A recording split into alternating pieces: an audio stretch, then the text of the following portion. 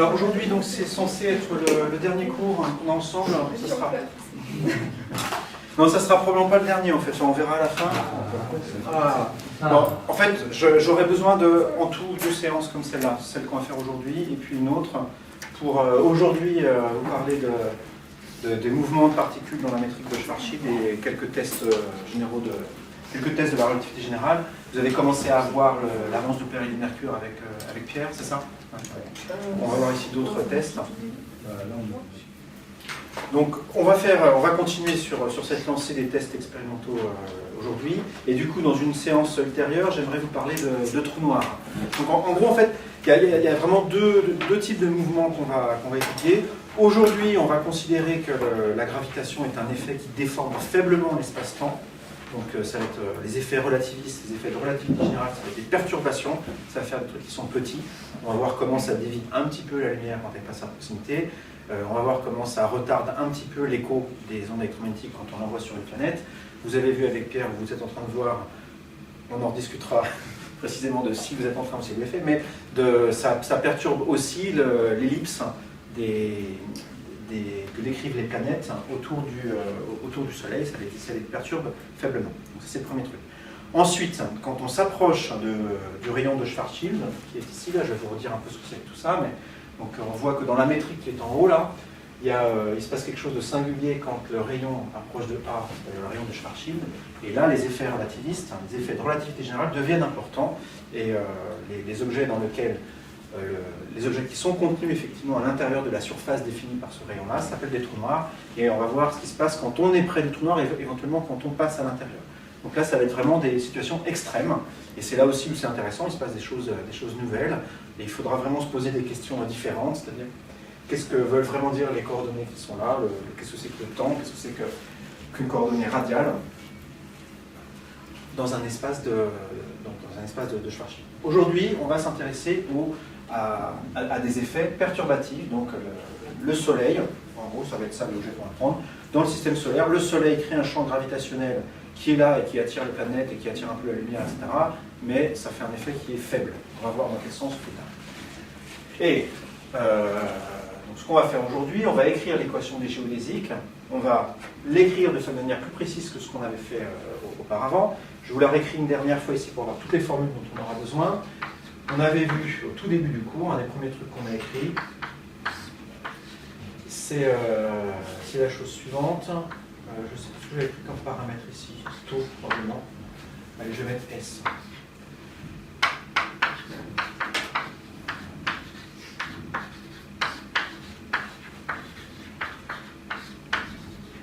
Alors, on avait vu que quand on se place dans un référentiel accéléré, l'équation du mouvement est décrite par ça, avec les quantités qui sont ici, qui dépendent des propriétés de l'espace-temps. Et la dernière fois, on a vu que dans la métrique de Schwarzschild, si on a une distribution de masse qui est isotrope, on a calculé la dernière fois les éléments des différentes connexions affines qui sont ici. On avait écrit ça en fonction de 2 fonctions du rayon grand A ici et grand B. Voilà. Et on avait fini par montrer que grand A et grand B étaient donnés par ça. Donc, aujourd'hui, ce qu'on va faire, c'est écrire les 4 équations du mouvement qui sont ici en remplaçant A et B parce que ça vaut là-dedans et en utilisant ça. Ça, vous l'avez fait avec Pierre. On va voir que cette équation du mouvement, elle prend 2 formes différentes selon qu'on a des particules massives ou des particules sans masse. C'est une petite subtilité. On va avoir 2 équations du mouvement légèrement différentes. Vous avez vu avec Pierre un exemple où on utilisait l'équation des géodésiques pour les particules massives, par exemple une planète. Ça, c'est ce qui permet de calculer l'avance du périhélie des planètes. Et ce qu'on va faire, nous, aujourd'hui, là, c'est on va s'intéresser à des ondes électromagnétiques, à de la lumière, donc, qui peuvent être décrites par des particules sans masse. Et on va voir comment est-ce que, du coup, les particules de lumière se déplacent dans la métrique de Schwarzschild. Et on va voir que, du coup, elles sont déviées par un champ gravitationnel. Et elles sont retardées aussi quand elles passent à proximité du Soleil. Je vais peut-être mettre un nom de chapitre plutôt qu'un tas de formules partout. Du coup, j'ai plus de place. C'est pas grave, ça vous l'avez de toute façon. Ça, vous l'avez dans la tête. Et ça, je vais le laisser parce qu'on va partir de ça. Et ça va s'appeler... Ah, j'ai pas pensé à regarder le numéro du chapitre. Vous ne savez pas, vous. Bon, tant pis, chapitre 4.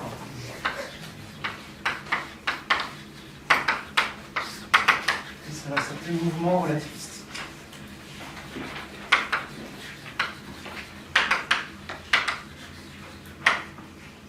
C'est 5, chapitre 4, c'était les équations magicales.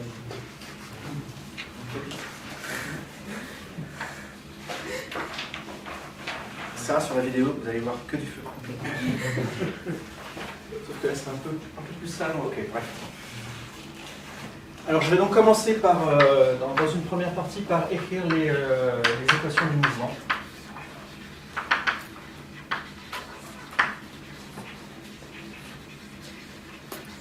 Et donc, dans tout ce qui va suivre, je ne vais pas le préciser plus que ça, je ne vais pas le redire, dans tout ce qui va suivre, on est dans la métrique de Schwarzschild. Voilà. On a une particule, on a une distribution de masse à symétrie sphérique qui est là, et on se place autour, et donc on a l'espace-temps décrit par la métrique de Schwarzschild.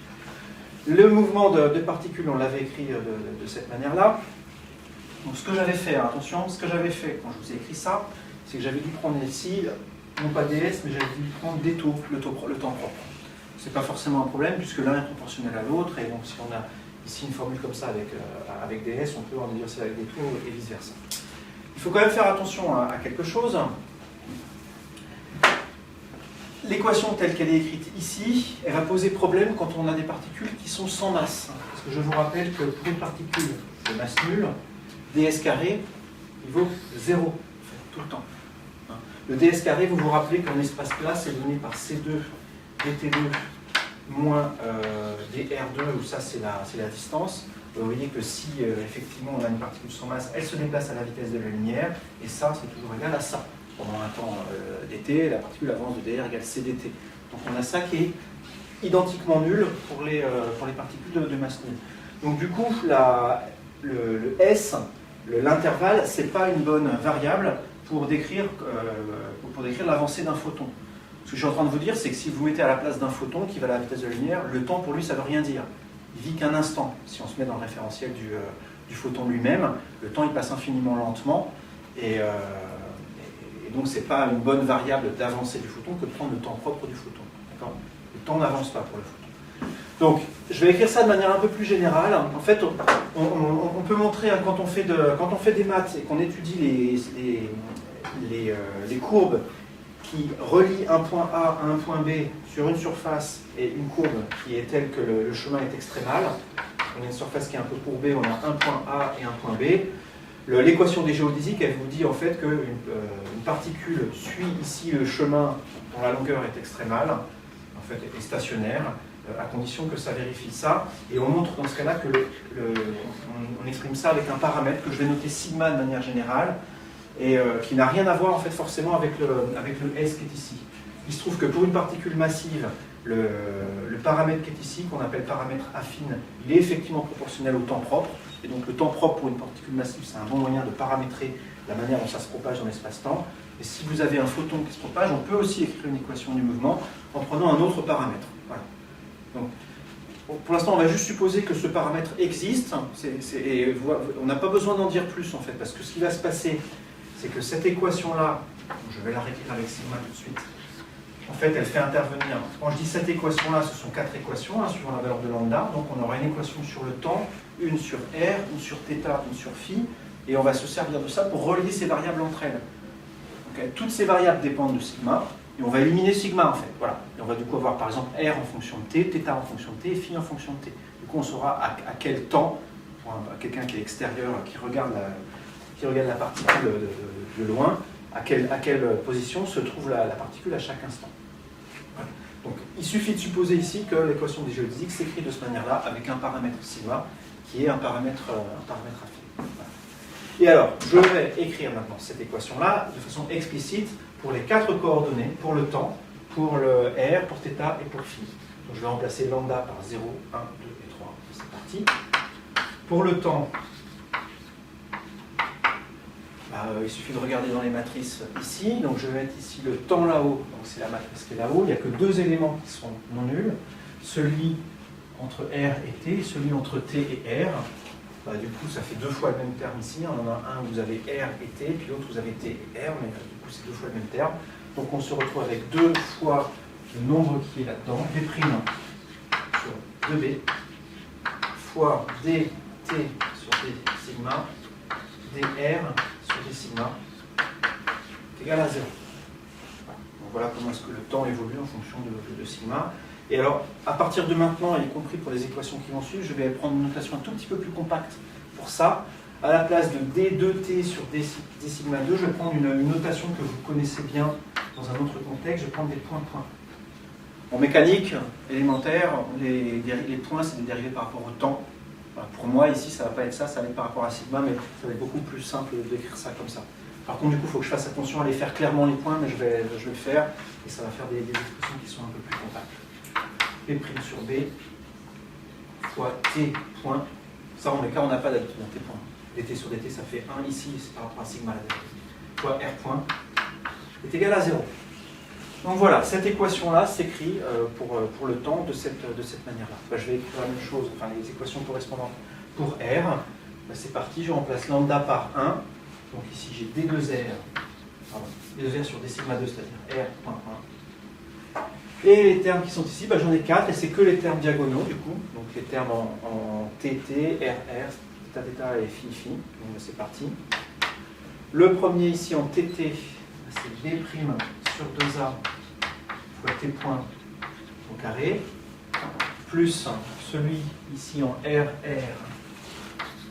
A' sur 2A, R point carré, plus celui en θ, je remporte le moins qui est ici, moins R sur A, θ point au carré, moins R sur A sinus θ, phi point. Vous écrivez celle sur θ? Je vous réveille là.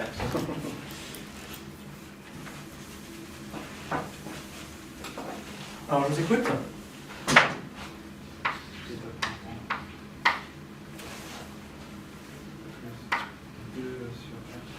D'accord, donc celui-là et celui-là qui est en double, donc 2 sur R.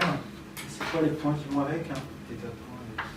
Θ point, R point, ouais, tout à fait. Et l'autre terme, sin θ cos θ, et c'est quoi la dérivée? Phi point 4. Très bien. Celle sur phi. Là, il y a deux termes aussi, 2 fois celui-là et 2 fois celui-là, donc plus 1, 2 sur R. R point, phi point, plus cos θ sur sin θ, c'est un facteur 2, ça fait 2 fois.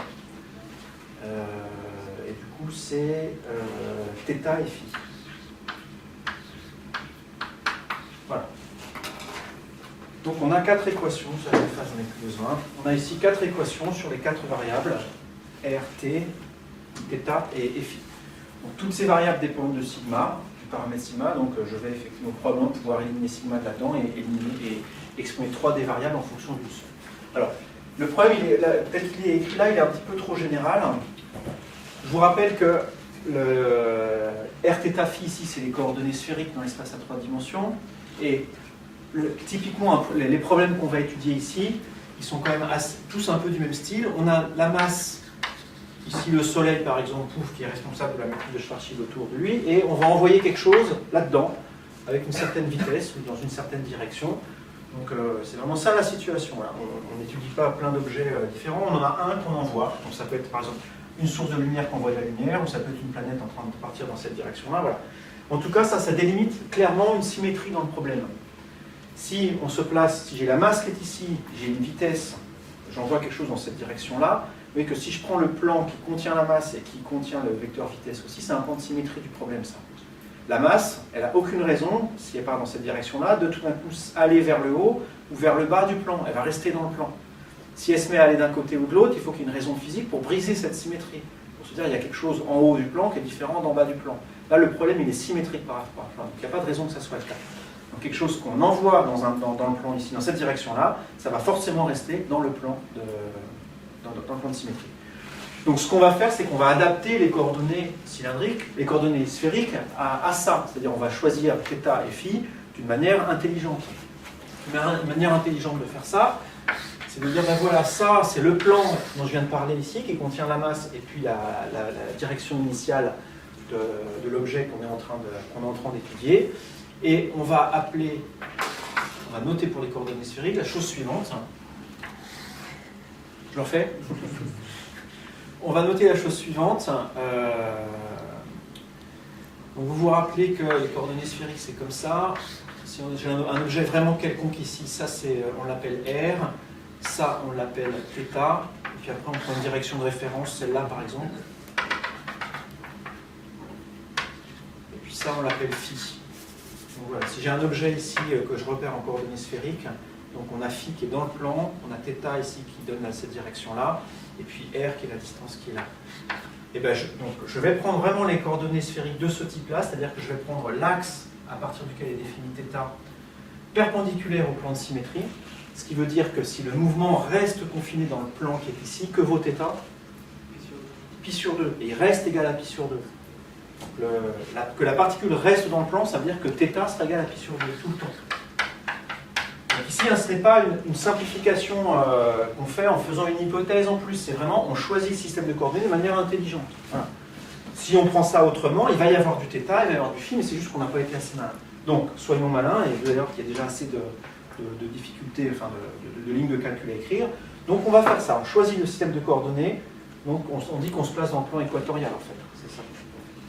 Ben, c'est parti, θ égale pi sur 2, je vais faire les simplifications directement au tableau. Là, déjà tout ce qui est θ point, ça vire. Donc vous voyez que ici, cette équation-là, par exemple, ne nous dit rien, elle nous dit que 0 plus 0 moins 0 est égal à 0. Super, on est content. Donc celle-là, je la vire, elle, ici, ne nous dit rien. Ensuite, il y a d'autres simplifications. Le θ point qui est ici est nul aussi, puisque θ est constant. Le sinus de θ qui est ici, il vaut combien? Il vaut 1. Ouf, il ne vaut pas 0, on aurait été malin sinon. Donc lui, il vaut 1. Lui, il n'y en a plus. Ah, il n'y en a plus. Et là, ça vaut combien? De toute façon, il y a ça qui vaut 0. Hein. Ça vaut 0 aussi. Donc doublement 0, voilà. Dans le plan équatorial, on a 3 équations sur les coordonnées qui restent, qui s'écrivent de cette manière-là. Bon. Ben voilà, à partir de là, on peut déjà dire des choses assez intéressantes. La première équation, ici, là par exemple, si je la multiplie par b, et je calcule b, donc j'écris que bt seconde plus b prime t prime r point est égal à 0. En fait, on reconnaît là-dedans, ça c'est la dérivée par rapport à sigma, c'est le point de b fois t point. Si je dérive ça par rapport à sigma, je trouve d'une part b fois la dérivée de ça, donc c'est ce terme-là, et d'autre part, alors attention, je vais l'écrire, juste pour la première fois, parce qu'on va avoir ce raisonnement-là à faire plusieurs fois. On a ça, plus db sur d sigma fois t point. Ça, par définition, les d sur d sigma, on les note avec des points, donc ça c'est bien b fois t seconde. Très bien, c'est lui. Plus, et ici attention, b ne dépend pas directement de sigma, b c'est une fonction de r. En fait, ça du coup, c'est b de r, qui lui-même peut dépendre de sigma.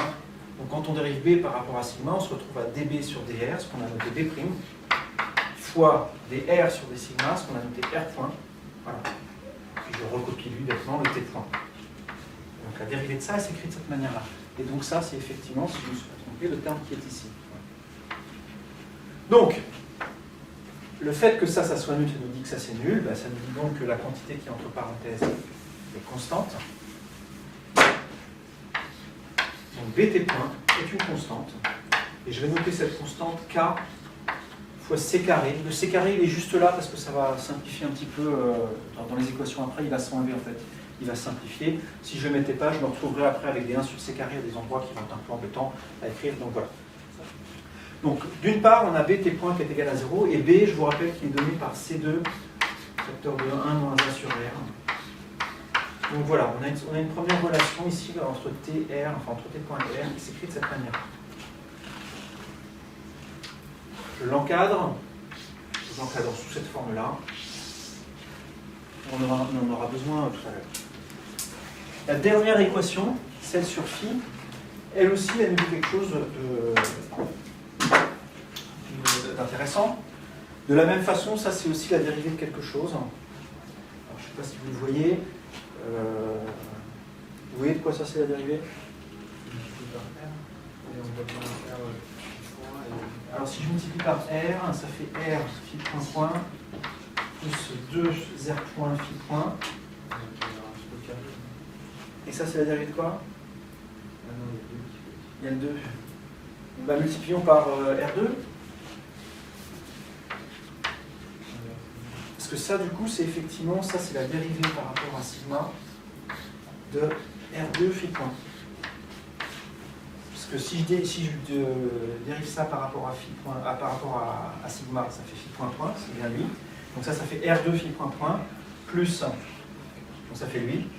Et la dérivée de ce terme-là, ça fait bien 2R fois la dérivée de R par rapport à sigma, c'est-à-dire R. Voilà. Donc ça, c'est la dérivée de ça. Donc si ça, c'est nul, si ça, c'est nul aussi. Donc ça aussi. Donc ça fait 0. Donc ça veut dire que R2 phi point est égal à une constante aussi. Là, je vais la noter H.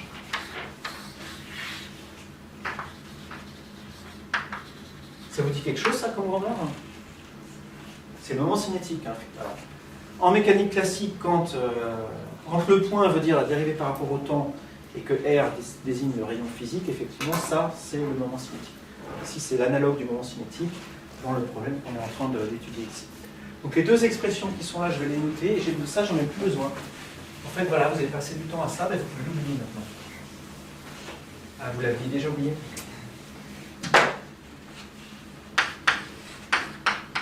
dt point est égal à k c2 et r2 phi point est égal à h. Et on va maintenant s'intéresser à la dernière équation, celle sur r. Et c'est celle-là qui va nous donner effectivement une équation du mouvement qu'on va pouvoir utiliser dans plusieurs situations. Alors avant ça, je voudrais quand même juste revenir un petit peu sur l'interprétation physique du cas qui est ici, là, ce que ça veut dire. Donc le fait que bt point soit constant, je vais réécrire b ici. B c'est c facteur de 1 moins 1 sur r. Le t point c'est dt sur d sigma égal à k c2. Donc je vous ai dit que sigma c'était un paramètre affine général. Quand la particule est sans masse, ça permet de bien décrire la trajectoire. Vous vous souvenez quand même que quand la trajectoire est... quand effectivement la particule est massive, on avait pris ici le temps propre pour sigma. Donc je peux prendre ici le temps propre.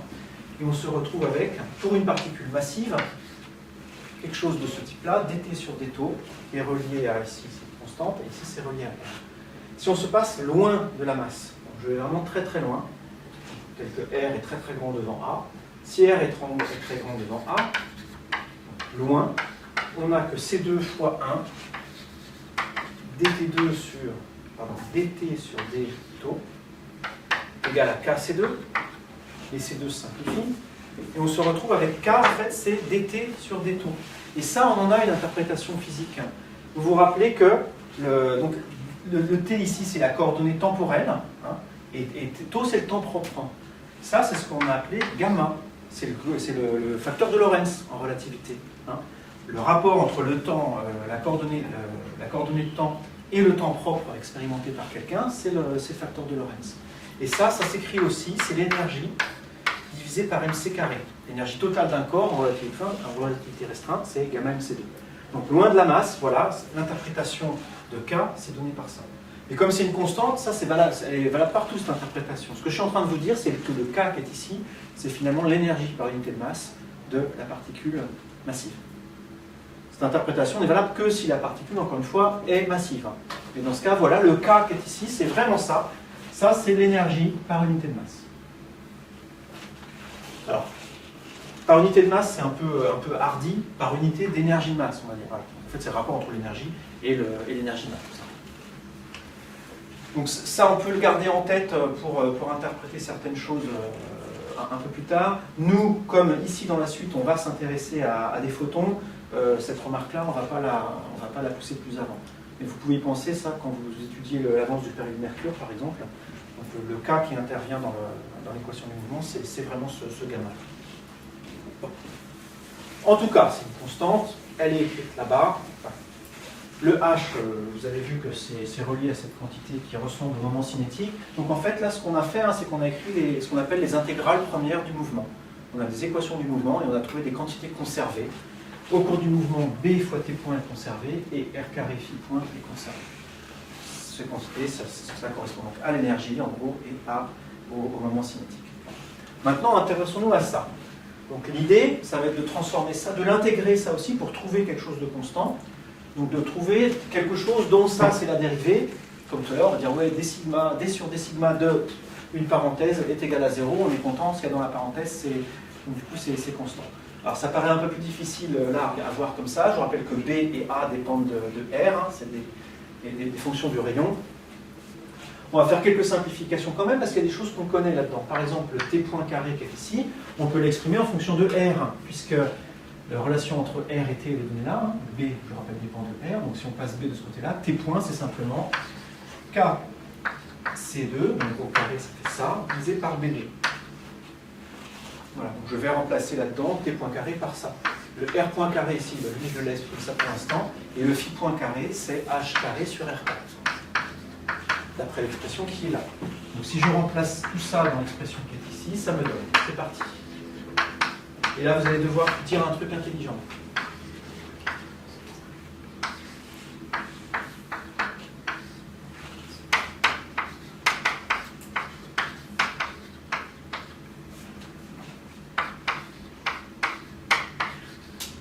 Et du coup, le R et le R4 ici se simplifient pour donner un A sur R3.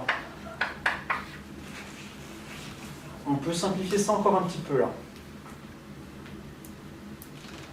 Vous vous souvenez de la relation entre A et B?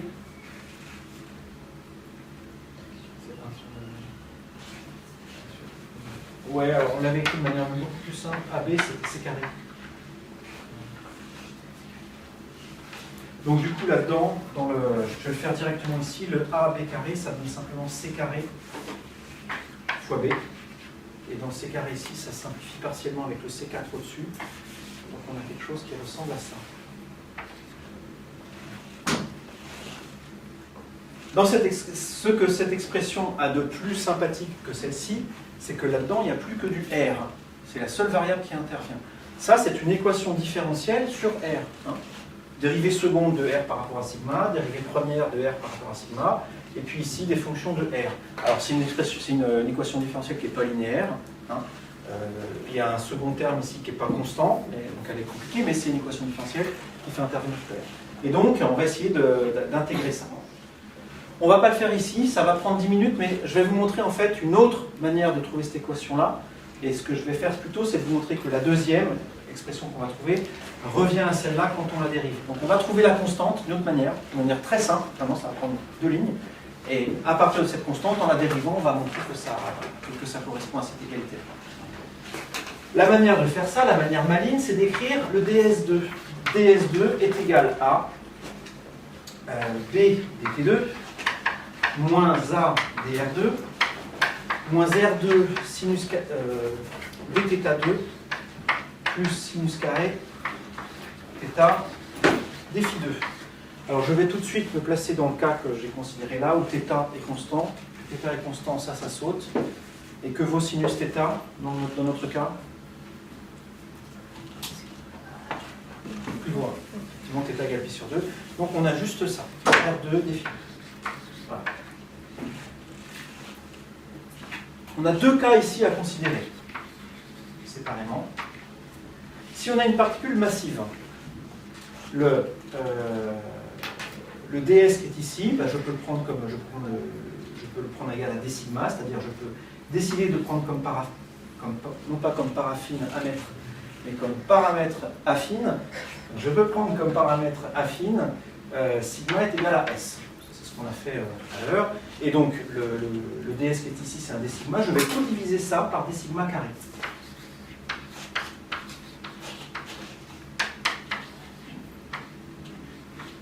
Pourquoi est-ce que c'est intéressant de faire ça? Bah, ça fait apparaître directement des dérivés dt2 sur d sigma 2. Là, ça c'est le carré de dt sur d sigma. Donc comme ça c'est t point. C'est t point au carré finalement ça. Moins a, de la même manière, là, dr sur d sigma, ça fait r point. Je l'écris directement r point carré. Moins r2, et ça fait phi point carré. Et lui, là, ça fait t point carré. Donc voilà, en divisant tout ça par d sigma, on obtient directement cette expression-là. Ce que j'ai pris comme sigma dans l'équation des géodésiques, c'était sigma est égal à tau. premier truc que j'avais écrit, c'était pas S. Donc en fait, ici, c'est taux ici, donc je vais l'écrire ici. Ça c'est correct, ça c'est correct, ça c'est correct. C'est juste pour ce que vaut le ds2 sur d sigma 2 là. S, je vous rappelle que la relation entre S et le temps propre, c'est ds2 est égal à C2 d taux 2. Le temps propre, c'est ce qu'on obtient en prenant les coordonnées spatiales ici, nulles. Hein. Donc le ds2 ici est donné par ça. Donc quand on divise ds2 par rapport à d taux 2, ça donne C carré. Donc la quantité qui est écrite ici est égale à C carré. Donc pour une particule massive, pour laquelle on peut considérer le temps propre, on voit que la quantité qui est ici est une constante et égale à C carré. En quoi c'est relié à ça? Regardez bien ici. Ça, donc je vais le réécrire et je vais le dériver par rapport à sigma. Je vais prendre le point de ce que je vais obtenir. Pour l'instant, je le réécris directement.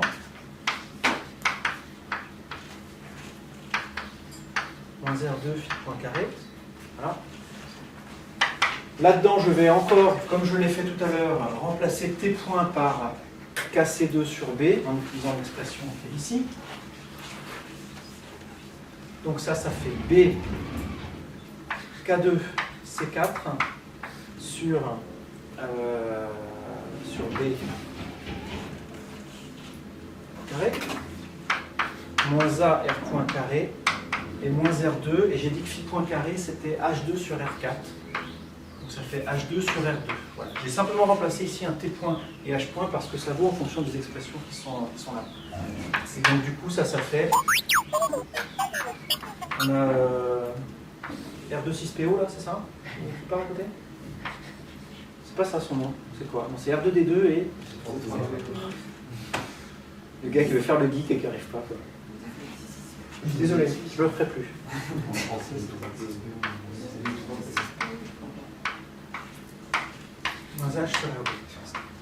Et quand je dérive l'expression qui est ici maintenant, quand je prends le point de tout ça, donc ça c'est une constante. Hein, d'accord? Et donc cette constante, ça j'ai simplement obtenu en écrivant le ds2 qui est ici et en divisant tout par d taux au carré. Et bien quand je dérive ça par rapport à sigma, donc je prends le point de tout ça, ça fait ici 0 est égal à, je dérive 1 sur b, et ça fait moins b' sur b2, fois, donc ça c'est la dérivée par rapport à r, il faut que je multiplie ensuite ça la dérivée de r par rapport à sigma, c'est-à-dire r point. Je fais une petite parenthèse ici. Ce que j'ai fait ici, hein, je le refais une dernière fois, je ne le referai plus après. Dérivée par rapport à sigma de 1 sur b, c'est la dérivée par rapport à r de 1 sur b, fois la dérivée de r par rapport à sigma. C'est-à-dire c'est moins b' sur b2 fois r point. Voilà, c'est ça que j'ai fait ici, c'est ça que j'ai fait là. Donc alors, à partir de là, donc, je vais laisser faire un petit peu de place, K2, C4. Voilà.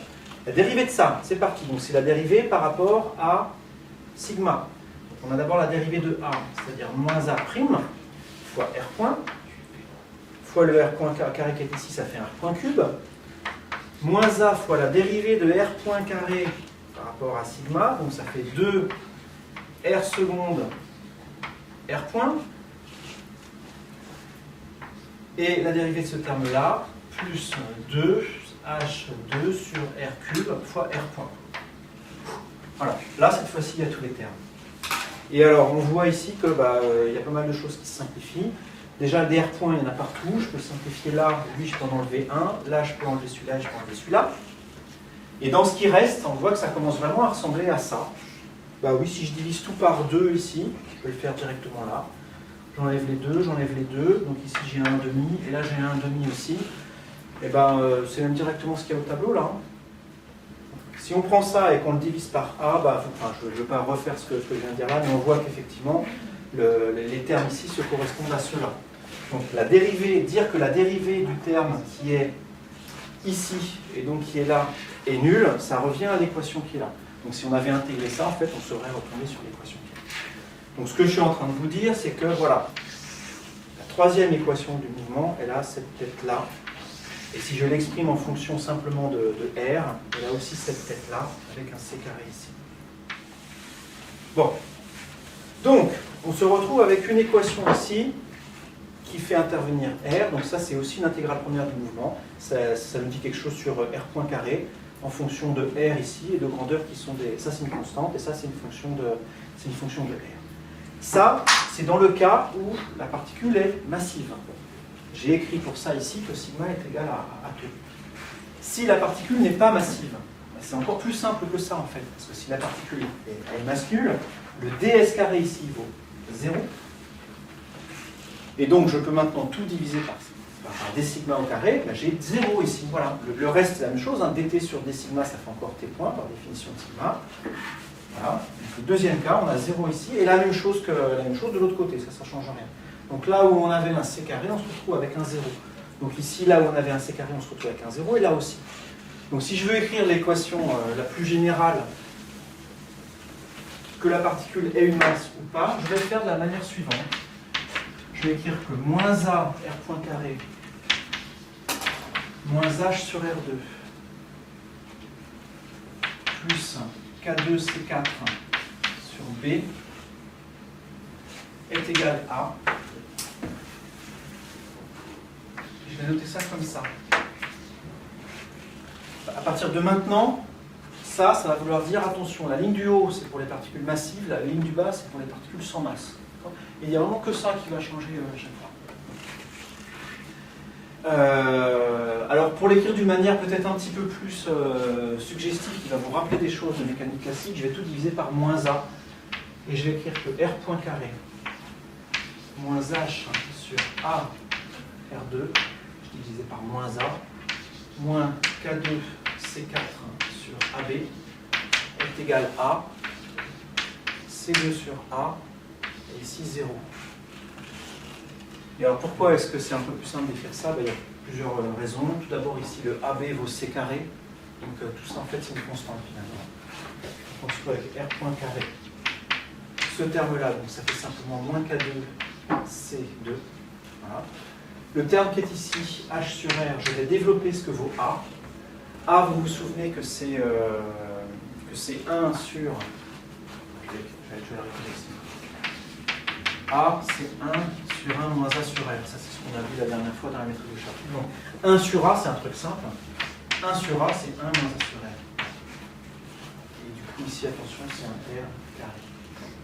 Parti, ça fait du coup moins C carré facteur de 1 moins A sur R, ou bien 0. Donc voilà l'équation du mouvement dans les deux cas, d'une particule qui a une masse non nulle ou une particule qui a une masse nulle. Et alors là, on commence à être un peu content. Hein. Parce que ça commence vraiment à ressembler à des choses qu'on connaît. Allez, je fais encore un pas en plus. Ça ressemble vraiment à un truc qu'on connaît. H2 sur R2 moins H2A sur R cube est égal à K2 C2 plus moins C2 plus A. Alors A, c'est le rayon de Schwarzschild. Il faut rappeler que c'est 2Gm sur C carré. Donc ça simplifie que le C carré qui est ici, il reste juste un R ici. Ou bien 0. Voilà. Alors pourquoi est-ce que ça commence à nous plaire? Vous vous rappelez qu'en mécanique classique, quand on a une particule dont on décrit le mouvement en coordonnées cylindriques ou sphériques, on écrit ça. Le vecteur position s'écrit comme ça, le vecteur vitesse, c'est la dérivée de ça par rapport au temps, et ça fait R point, ou maintenant les points en mécanique classique, c'est dérivé par rapport au temps, hein. R point UR, plus R, et la dérivée de UR par rapport au temps, c'est θ point Uθ. Donc le vecteur vitesse au carré, c'est R point carré plus R2 θ point carré, pour commencer, ça je vais mettre de côté. L'accélération, maintenant je redérive ça encore une fois, ça fait R point point UR, plus R point, il faut la dérivée de ça, θ point θ, plus la dérivée de ça, on a R point θ point, on a encore un terme de cette formule-là, il y a un 2, plus R θ seconde Uθ, et puis la dérivée de ça, moins R θ point carré UR. Dérivée, donc l'accélération en coordonnées sphériques. Voilà. Enfin, ici, c'est cylindrique. Je mets ensemble les termes radiaux. Donc j'ai UR ici et puis moins R θ point carré UR plus 2R point θ point plus R θ seconde Uθ voilà les deux coordonnées de l'accélération. Si on a une force qui est centrale, comme c'est le cas d'habitude, ça veut dire l'accélération ici, elle est égale à la force divisée par L. Si la force est centrale, ça veut dire que la force n'a pas de composante suivant le θ, elle est plus radiale. Donc ce terme-là doit être nul. Et ça vous dit que, très facilement, ça veut dire que R2 θ point est égal à une constante. Ça, c'est la même chose que ça. D'accord ? Bon. Pourquoi est-ce que je le redis ici? Parce que du coup, dans le terme de vitesse qui est là, la vitesse au carré, je peux la réécrire R point au carré, plus, et là-dedans, le θ point carré, je le remplace par la constante au carré, divisé par R4, et avec le R2 qui est là, ça fait un R2. Voilà. Donc, vous voyez ici qu'en mécanique classique, la vitesse au carré s'écrit comme R point carré, plus une constante sur R2. C'est le terme qui est là, ça et ça. Entre parenthèses, ça c'est le terme qu'on appelle centrifuge. Hein. C'est le fait que, voilà, aussi, quand on se place dans le référentiel en train de tourner, on est éjecté vers l'extérieur et ça fait, on a l'impression de ressentir un potentiel qui nous pousse vers l'extérieur, c'est le potentiel centrifuge. Donc ça, l'équation qui est ici ressemble un petit peu à une vitesse au carré égale à quelque chose. Bah oui, on connaît une équation qui fait intervenir la vitesse au carré, c'est la conservation de l'énergie. L'énergie totale, c'est l'énergie cinétique plus l'énergie potentielle. Alors ici, c'est par unité de masse, hein, il faudrait multiplier ça par 1,5 de m si on veut vraiment l'énergie cinétique, mais vous voyez qu'à ce coefficient près, ça va être un terme cinétique.